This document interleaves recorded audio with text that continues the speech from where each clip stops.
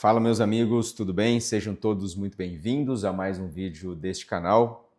E hoje eu quero discutir com vocês a tese de que se você faz mestrado ou se você fez mestrado, você tem uma grande chance de não ser bom de técnica operatória, não ter uma boa mão para odontologia.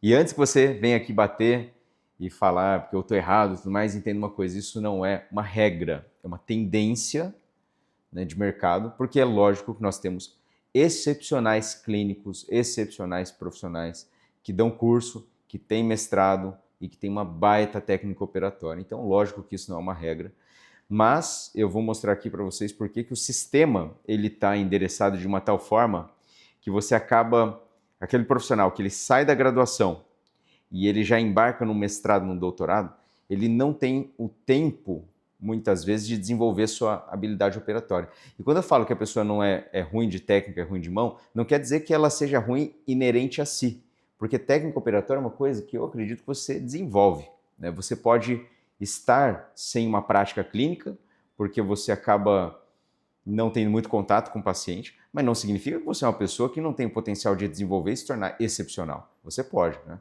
Mas o que eu quero dizer é que muitas vezes o estudante da graduação ele se forma, e muitas vezes ele faz um projeto de iniciação científica na graduação e tudo mais.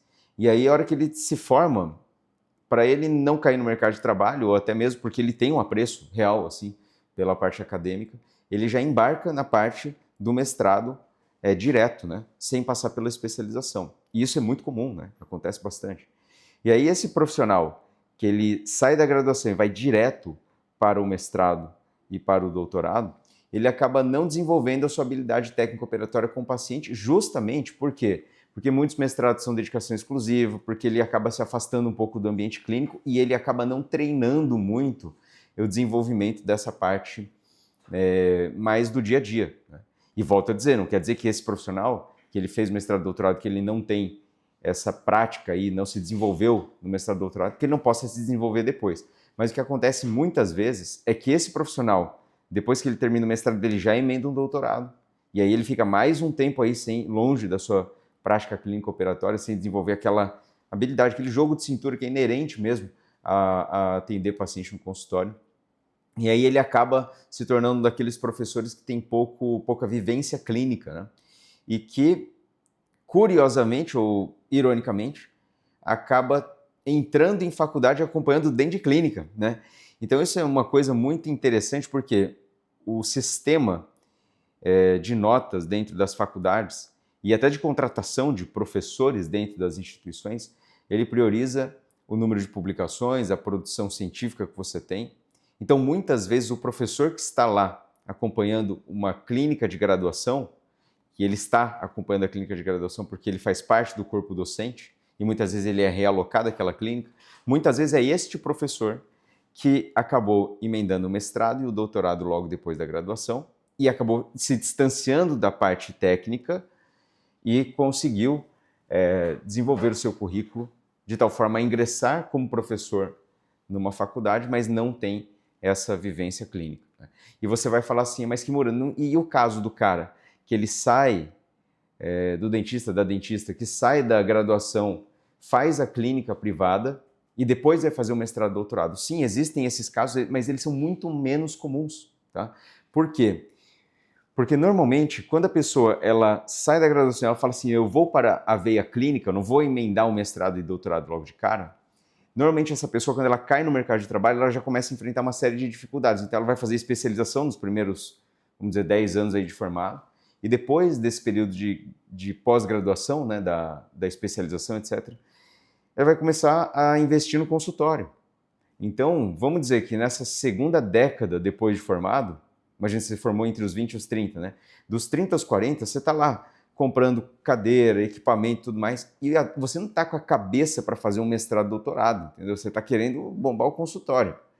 Então, assim, é menos comum que essa pessoa que ela viveu os 10 primeiros anos, fez o diploma de especialista e tudo mais, e agora está batalhando na clínica, é menos provável que ela abra mão dessa clínica e fala assim, não, agora eu vou embarcar no mestrado, doutorado. Tem casos? Tem. Era mais comum, talvez, no passado. onde você fazia especialização, mestrado, doutorado. Mas nos dias atuais, devido à competição que nós temos no mercado, devido ao cenário que nós temos odontológico hoje, presente, ao nível de competitividade, é menos provável que uma pessoa que vá para o caminho da especialização e atender paciente vá desenvolvendo essa habilidade operatória, é menos provável que essa pessoa ela largue e fale assim, não, vou meter um mestrado, doutorado agora, entendeu? Então, de maneira geral, e aí é um cenário, né, que nós podemos dizer é o seguinte, que normalmente se você tem um mestrado, doutorado, você não tem mão. Volto a dizer, tá? Que é aquela coisa que a pessoa pode desenvolver depois, mas normalmente a pessoa sai com os 2 títulos e ela não sai com tanta vivência clínica. E você pode pegar os alunos de graduação, muitas vezes eles estão aprendendo com professores que acabam passando algumas técnicas, ou até não passando tantas técnicas, que funcionam no consultório, né? Porque é um conhecimento que, de certa forma, tem uma certa disparidade com a aplicabilidade clínica. Tem muitas coisas, e eu acho que isso aí serve até de assunto para um próximo vídeo, se você tiver interesse, se você estiver gostando dessa sequência de vídeos aqui no nosso canal. Mas tem muitas coisas que elas são muito legais e interessantes na teoria, a parte científica você acha extremamente interessante, mas na prática clínica se torna muito desafiador, né? Então isso é uma das questões assim que quem é do consultório tem uma visão já muito consolidada nisso. Eu acho que quem acaba tendo a vivência de atender paciente todos os dias no consultório, eu tenho essa questão, a gente tem clínica aqui em Londrina, às vezes você ouve uma técnica, você vê um conhecimento muito científico, você olha e fala assim, cara, mas isso aqui no consultório não vai funcionar na minha rotina. Porque o clínico que ele prospera, ele acaba sendo muito pragmático, você entende? Ele acaba olhando e fala assim, pô, isso aqui já estou batendo o olho que isso aqui não vai dar certo, vou perder meu tempo, isso aqui vai fazer o negócio ele desandar. O paciente vai ter uma experiência. Então o clínico ele tem muito isso. O clínico ele prospera na odontologia, ele tem aquela vivência, ele fala assim, ó, isso aqui vai dar uma experiência ruim para o paciente, isso aqui eu vou perder tempo aqui, isso aqui vai me complicar a agenda do meu próximo paciente que ele está agendado às 3 horas da tarde, agora são 2h10. O clínico do dia a dia, ele olha o horário toda hora, ele olha o relógio, ele faz o cálculo, ele enxerga o futuro, ele vê o técnico operatório. É uma pessoa assim que tem uma visão muito diferente, entende? Então tem muita coisa que dá disparidade da ciência com a clínica. Tem muito ponto de encontro também, e esse é o ponto interessante, mas tem muita parte que dá disparidade. Então, para quem que é o cara que faz o mestrado, doutorado, assim, que acaba tendo, né, a pessoa assim que ela acabou fazendo mestrado, doutorado e tem também uma excelente operatória clínica. Normalmente aquela pessoa que foi para a clínica e não foi atrás da carreira acadêmica, mas hoje, através das redes sociais, mas começou a postar os casos e começou a atrair um público em rede social, internet, que se interessou e quer aprender, entendeu? Então aquele professor que não é o professor de carreira, sabe? É o professor de vocação, vamos dizer assim. Que assim, ó, é o professor que se tornou professor pelas circunstâncias da vida, que, por exemplo, seria o meu caso, né? Eu não direcionei, assim que eu me graduei, eu não direcionei, assim, eu vou fazer, vou ser professor. Não, nunca me passou pela minha cabeça, entendeu? Ser professor. Só que eu comecei a postar os casos e divulgar, e passar dicas e tudo mais, e houve uma demanda crescente para, pô, me ensina isso que você faz aí no consultório para eu pegar as dicas e apresentar aqui no meu dia a dia. Então, normalmente, esses são os professores que, devido a essa demanda, eles falam, não, agora eu preciso fazer um mestrado. Esses professores são os professores que foram para a prática clínica, alcançaram resultados diferenciados, seja por autodidatismo, seja porque fizeram muitos cursos, etc., mas alcançaram excelentes resultados, e aí por uma demanda de mercado, uma congruência ali de todo o sistema, né, o momento que a pessoa vive, ela fala assim, não, acho que agora eu preciso fazer um mestrado. E aí ela abre mão um pouco de um tempo, porque sabe que compensa obter o título, a titulação, para abrir outras portas, etc., né? Então eu acho que nesse caminho é que tem muito mestre, doutor, assim, que tem... Doutorado acho que menos, tá? Porque aí é um passo a mais ainda, né? Mas tem muito mestre aí que tem mão boa, mas nessa conformação nos dias atuais, tá? Talvez no passado, se a gente considerar assim, ó, o pessoal que hoje está na faixa dos seus 45 a 55 anos, que é um pessoal que fez meio que essa questão do mestrado e doutorado, quando ainda a rede social não era tão forte, né? Ou quando o contexto era diferente, eu acho que as pessoas ainda têm mais, né? Aquele clínico que acabou fazendo esse giro. Mas, ao meu ver, tá? E analisando aí o contexto meio social, contexto geral, né? Dos professores e da odontologia, eu acho que fica cada vez menos comum que você tenha profissionais com muita boa mão, clínica operatória, e que estejam com o título de mestre-doutor. Dos novos, né? Dos novos. Tá? Dos mais antigos, volto a dizer, eu acho que ainda tem mais casos assim, mas dos mais novos eu acho menos evidente e até menos provável, porque também pode ficar um assunto para outro vídeo, senão vai se estender muito, mas eu vejo que o contexto da rede social e da velocidade com que as coisas acontecem faz com que os dentistas mais novos eles sejam cada vez mais... tem uma demanda por cada vez mais velocidade para que as coisas aconteçam. Então, há quem diga que isso é um pouco de impaciência, mas eu acho que é fruto até do contexto mesmo, né? Você se forma hoje, você quer estourar, vamos dizer, na profissão, né? Você quer dar uma acertada nos 10 primeiros anos, né? Você não quer esperar 20 anos para você dar certo, né? Então eu vejo que devido a essa vontade, essa necessidade aí de você, no mundo conectado, ter resultados mais rápidos, eu acho que isso faz com que essa questão do mestrado e doutorado seja menos evidente, tá bom?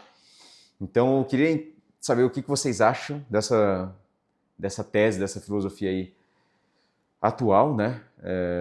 De ter muitos professores hoje que ocupam cargos dentro de faculdades e tal, e que não têm muita experiência clínica e que acabam sendo professores de publicação mesmo científica, que, assim, ser um professor, ser um pesquisador, estar à frente de cargo científico tem seu valor, um valor muito grande, inclusive, para a sociedade, porque os protocolos clínicos que empregamos na boca dos nossos pacientes, eles têm base científica, então a ciência ela é muito importante nesse sentido.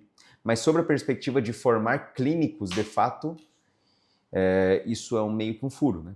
Se você parar para pensar. Porque muitas vezes você tem professores que estão em graduação acompanhando alunos e formando a base clínica desses alunos, porém o próprio professor ele teve pouco contato com o paciente, né? Isso aí acontece, infelizmente, devido a uma questão de sistema mesmo, tá?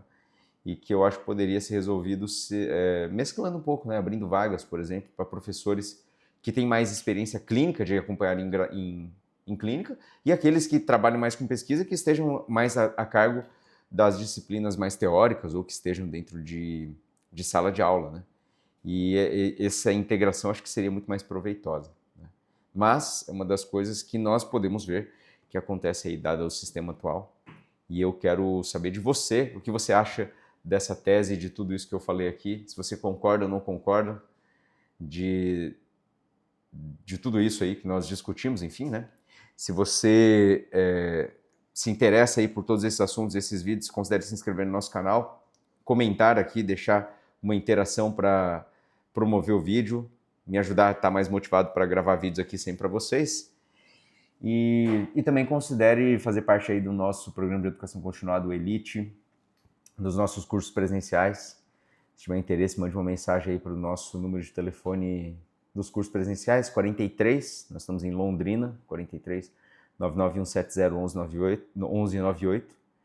Você vai ter acesso aí aos cursos de resina composta, reabilitação, restaurações de dentes posteriores, gestão, marketing, vendas, comunicação, desenvolvimento pessoal, e ainda nos cursos presenciais aqui em Londrina você conhece nossa estrutura, nossa operação de clínica, vê como que é o nosso atendimento e os diferenciais em relação a fluxo de paciente, como o paciente ele interage, ele faz toda a jornada aqui dentro da clínica. Então, uma experiência que te ajuda bastante a progredir bastante na odontologia. Ficamos por aqui, grande abraço.